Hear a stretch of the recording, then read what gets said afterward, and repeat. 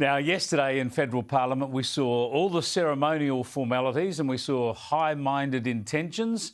Today, as expected, federal politics came down to earth with a thud, confronting real-world issues and returning to robust partisan debate.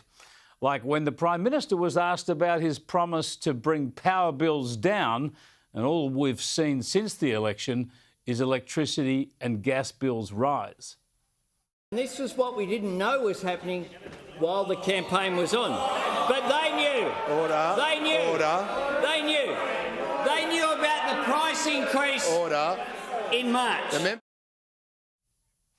The big economic issue of the day was the soaring cost of living, with inflation topping 6%, the highest rate for 3 decades, if you leave out the blip in 2000 when the GST came in. But the government's tactic here too was to blame their predecessors.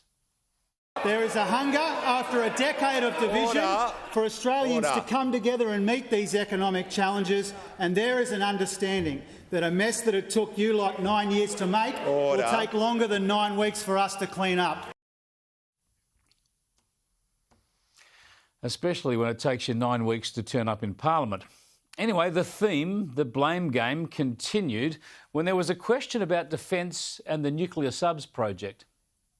They spent 9 years yelling at the world while doing absolutely nothing to advance our capability and our national interest. Well, this country is now under a new management. There's a serious group of people who are in charge, and we understand the challenge that we face. That's more like it, isn't it? Parliament back to normal, the cut and thrust, a clearer party political divide. And it was the same on climate change. We've got a lot to do, Mr Speaker. There's been a decade of denial and delay. We haven't got a second to waste, and nor are we going to waste one. Yep, they're going to double down, causing even more pain in our energy sector, driving up prices even higher, in the pretense that they can change the climate. Science says they can't, the facts say they can't, but the truth doesn't seem to matter in the climate debate, does it?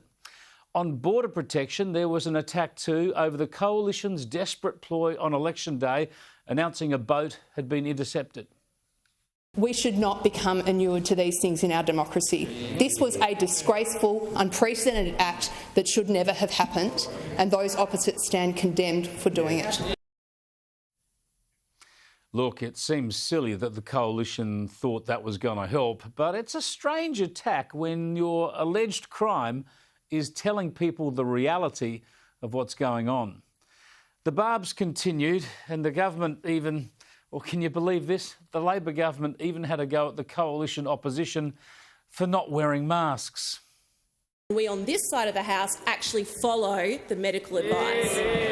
Wear your masks. Yeah, where indeed. And on the substance of the day, perhaps the most telling attack from the opposition was probing the government over associations with thuggish union officials. The point of the question was that I wouldn't regard that behaviour. That is precisely what I was asked. Precisely what I was asked. And my answer was where someone commits a crime, they should be charged with a crime of assault if they commit assault.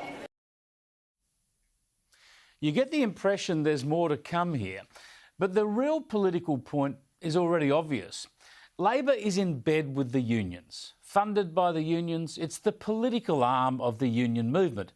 And one of its first acts in government is getting rid of the Building and Construction Commission, the building industry watchdog that keeps a check on the unions. Labor's scrapping it. I mean, Labor says they want an integrity commission, yet they say they want to clean up politics. Yet they're getting rid of an integrity watchdog because the unions don't like it. Perhaps the relationship between Labor and the unions should be the first item on the agenda of any integrity commission.